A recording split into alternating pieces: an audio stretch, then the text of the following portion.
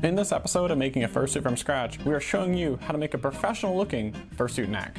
It's deceptively one of the harder parts to make on the head and can be pretty darn tricky if you've never done it before. Now, just like any of these pieces, the key is to break it down into very simple steps and just go piece by piece. So that's exactly what we're gonna do. We're gonna go step by step. I'm gonna show you how I made this here fursuit neck. Whenever you ask yourself, how do you make something for your fursuit, the pattern is almost always the same. You want to first template it out, then cut the pieces, and then finally put everything together. So that's exactly what we're going to do. We're going to first create a duct tape template that we're going to use as the pattern for cutting out all of our pieces. Finally, once we get all that together, we'll go ahead and sew it up after doing a good test fit. If you're new to this channel, please like, comment, subscribe. You guys know the deal. Hopefully these videos provide you some value where you can see someone else build a fursuit while you're building your own. Making a fursuit is really hard. Now, let's cut to the very beginning and start building our tape template that we'll build basically everything else off of. Now, what you're wondering, how exactly are we going to template it with this balaclava in the way? And the answer is, I don't really know. I'm going to kind of make this up as we go along.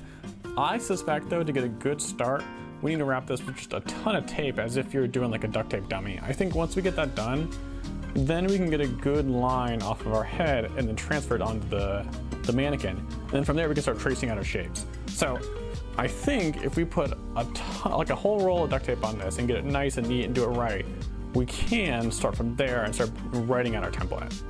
Now that we've gotten everything taped up, you can kind of get a picture in your head of what it's going to look like. This whole front section here is going to be white, and in the back it's going to be dark brown. We also have this little sliver of orange here. One good perk of working on your own fursuit is for questions about where the pattern ends, you can always just make it up, right? So we're probably going to get a little triangle sliver of orange. We also need to go ahead and trim up this little Homer Simpson chin here. It's looking pretty flabby and you have a bit of extra fur. So let's get that done too. You're looking at the bottom of the muzzle here, and I want to quick point out a mistake I made and how I'm going to fix it. So I noticed that this white fur on the bottom of the chin doesn't actually go all the way to the neck. We need some piece of foam here, which I've added, to have a place for it to be glued down to. If not, it's going to droop and give our fursuit a double chin.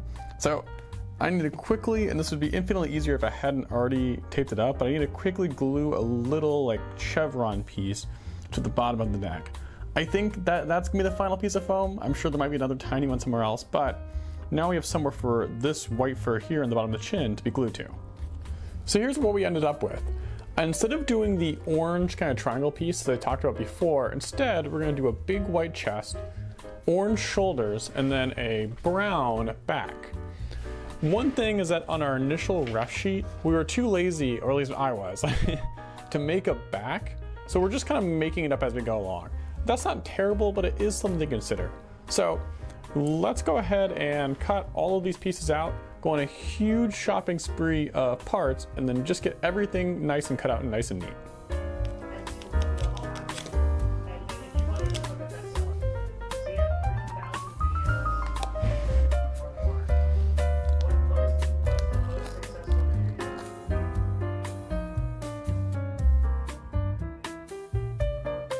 So I've been working on the world's most complicated Lego set, and I've come to a small change of plan. Initially, the plan was to go ahead and cut out every single piece, lay them all out, and then in one fell swoop, sew them all together. But I think we're going to use our usual strategy of just doing a few pieces at a time. Starting with these two little triangle guys here, and pull them out. Basically, all they do is just help kind of round out the shape of the head, making it more consistent for these two big pieces here to connect to. Once we get that done, we'll have a really strong base to get everything kind of lined up, and from there it should be a lot easier. So let's go ahead and pin up our little triangle friends and get them sewed in. So as it turns out, making a fursuit is really hard. Adding those little triangle pieces ended up being quite a bit more tricky than I expected. I had to go through several different iterations and patterns just to get it kind of right. But as you can see now, we have this really good circular surface to work off of for all of our down the neck pieces. What we're going to do next is put a little bit of glue on the very last bit of foam just to make sure all of this doesn't go anywhere. And then from there, we can start really planning out where the last pieces are going to go.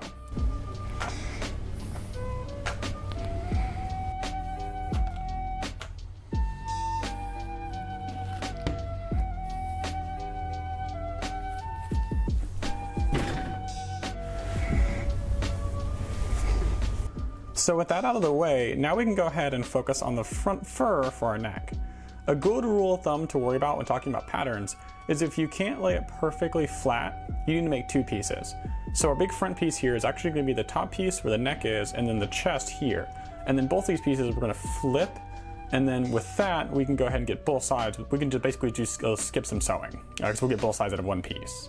So let's go ahead, draw all this out, get it cut out, and then just get it pinned up to the fur and see how that looks.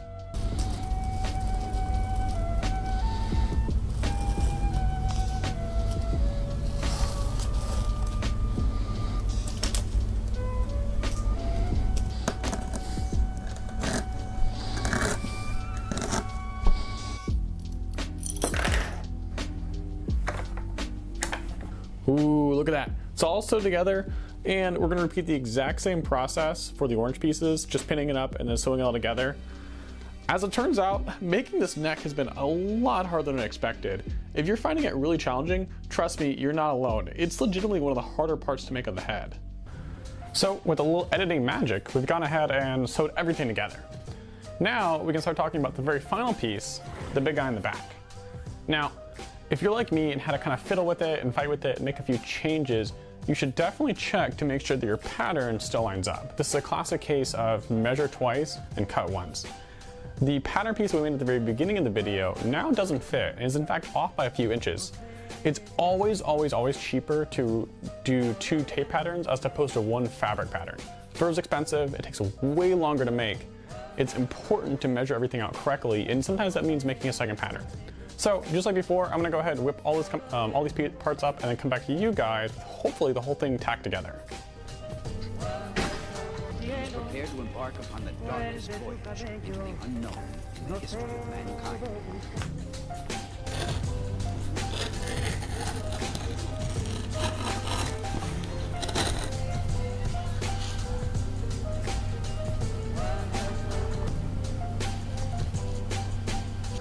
So I just want to talk about why making the neck is a lot harder than it first might seem. People often forget that this neckline right here, where the head meets the chest, is actually at a slope, right? It's not just flat. When it's flat, people usually make it an extra longer, then it looks bunched up.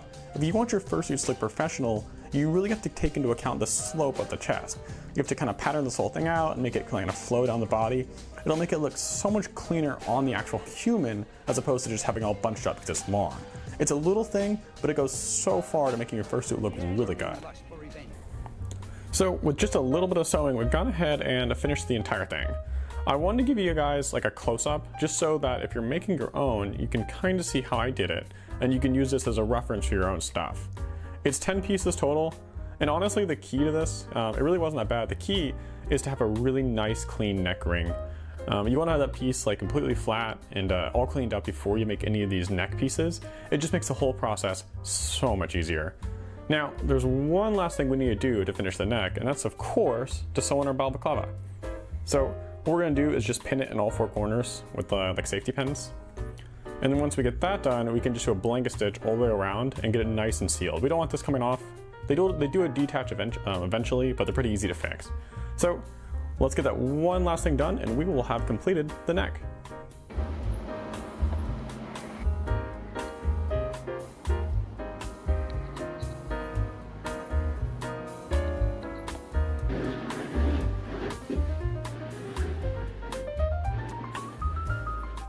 Ooh, look at that. So with the balaclava sewed in, we've actually finished the neck. It's a lot of work, and I think a lot of people underestimate just how hard this piece is. And all in all, it took me about 2 weeks of working on it after work and about 2.5 solid attempts. The most important advice I can give you about making your own neck is that you should really be double checking your pattern. Any kind of piece that gets out of sync at the top will really kind of be a lot worse near the bottom. It can mean that your pieces are no longer lined up correctly. Having to redo fur sucks and actually wastes a lot of your money because fur is not cheap. In the next episode, we're going to talk about the teeth and eyes. So if you haven't already, like, comment, subscribe.